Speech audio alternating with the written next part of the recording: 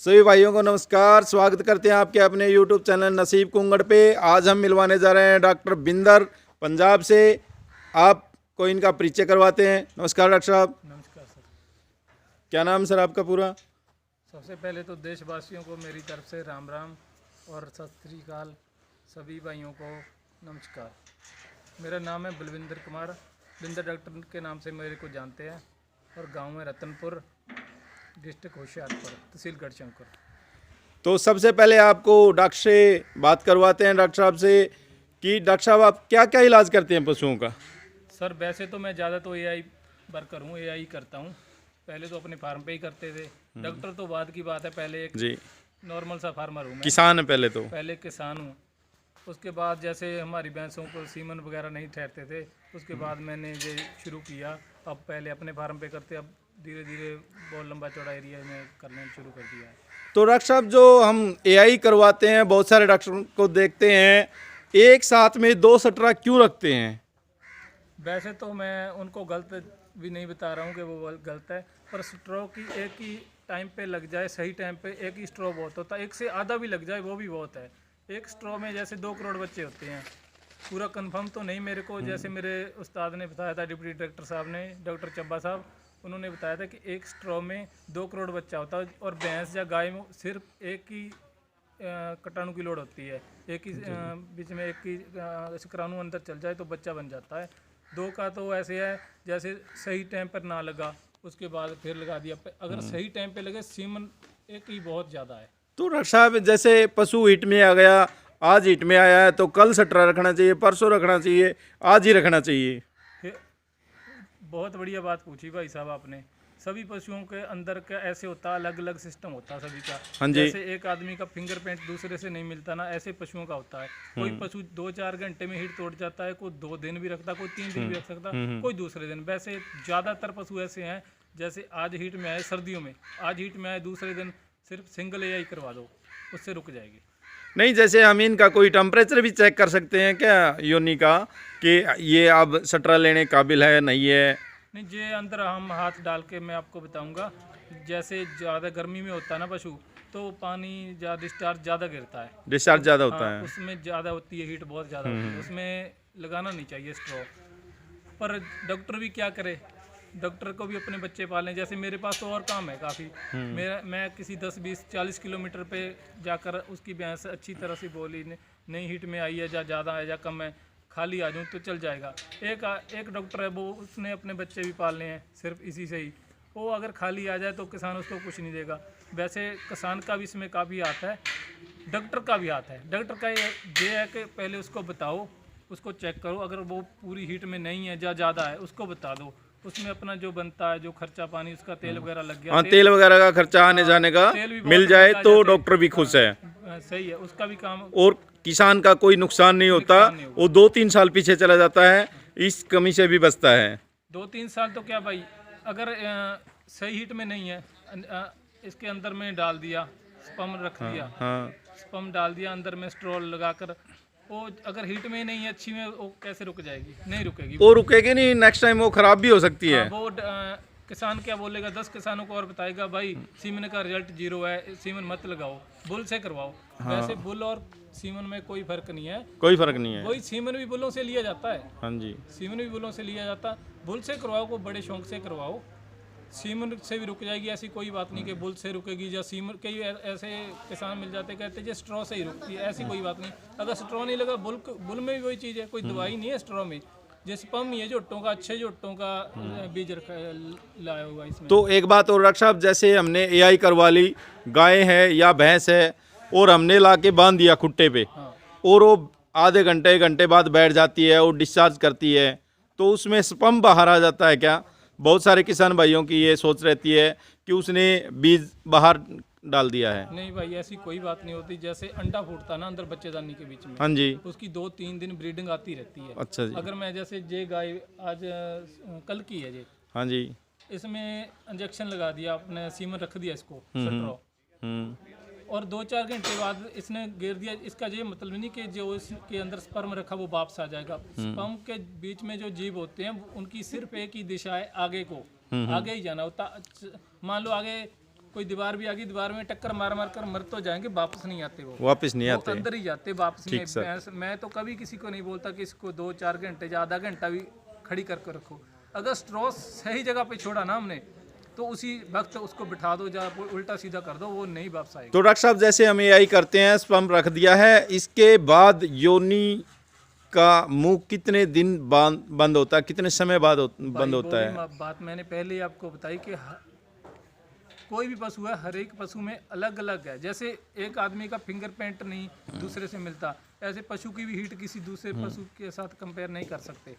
कोई पशु 2-4-10 घंटे में हीट तोड़ देता है, कोई 3 दिन भी रखता है। उसका सबसे ज़्यादा तो जो किसान है, जिसका पशु है मालिक, उसको ध्यान रखना पड़ेगा कि मेरा जो पशु है वो कितने टाइम हीट में पिछले बार कितना रहे, कितने टाइम पे लगाया था उसको सीमन, तभी लगा सही रहा। तो हीट के हिसाब से ही यूट्रस बंद होता है? बिल्कुल बिल्कुल, हीट बिल्कुल खत्म होती आती को भी 3 दिन लग जाते हैं और जाती को भी 2-3 दिन लग जाते हैं।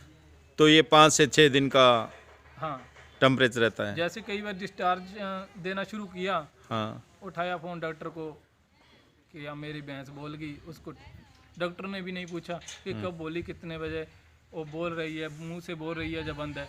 वो आया, उसने लगा दी है, उसके बाद भी भैंस दूसरे दिन बोलना शुरू कर दिया। फिर उसके एक स्ट्रॉ और डाल दिया।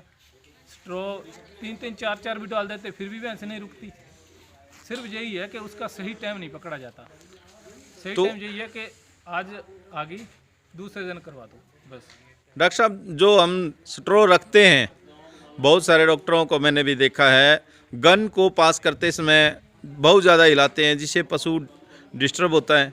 हाँ तो ये क्या होता है? भाई, वैसे तो मैं ये बात बताता हूँ कि हर आदमी का काम करने का तरीका अलग अलग है। ये बात है कि मेरे हिसाब से तो गन इतनी हिलनी चाहिए कि सिर्फ डॉक्टर को ही पता चले कि कितनी अप डाउन कर रहा है वो।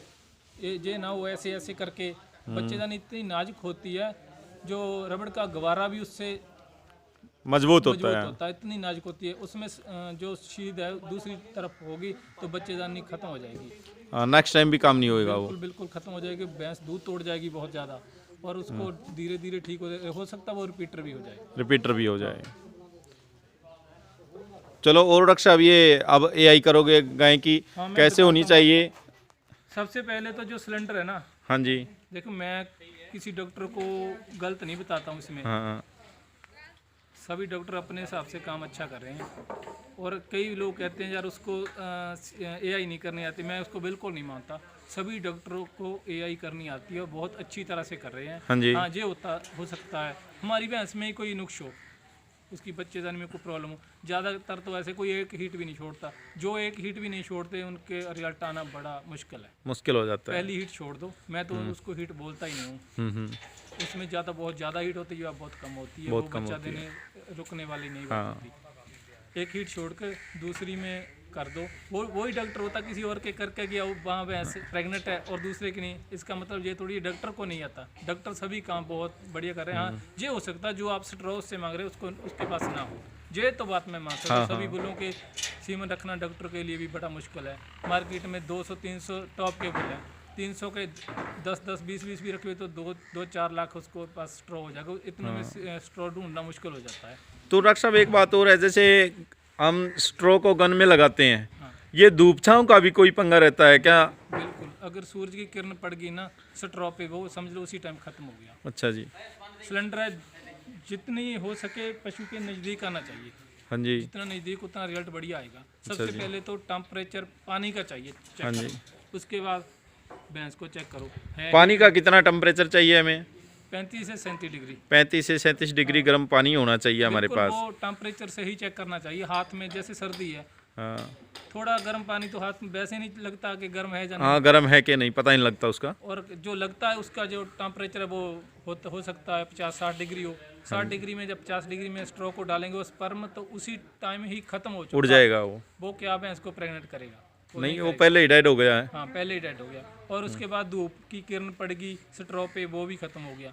जिस टाइम उसमें से गर्म पानी में डाल देते ना, उसी समय से जो स्पर्म के बीच कीटाणु है वो खत्म होना शुरू कर देते हैं। हो सकता है सीमन लगते लगते 2-4 या 10 यार खत्म हो जाए, और उसमें इतने होते हैं कि बच जाते हैं। अगर धूप लग जाए तो डेड एकदम हो जाएगा। और डॉक्टर के सिलेंडर में जो गैस है वो बिल्कुल निकलनी चाहिए पूरी सी पूरी, जैसे ढक्कन खोलता है धुआं वगैरह पूरा धुआं निकलना चाहिए, पूरा निकलना चाहिए तो वो सही है।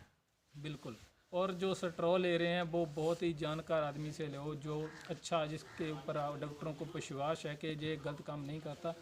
इतनी डुप्लीकेसी चल रही भाई साहब, किसानों का इतना बड़ा नुकसान हो रहा है इसमें।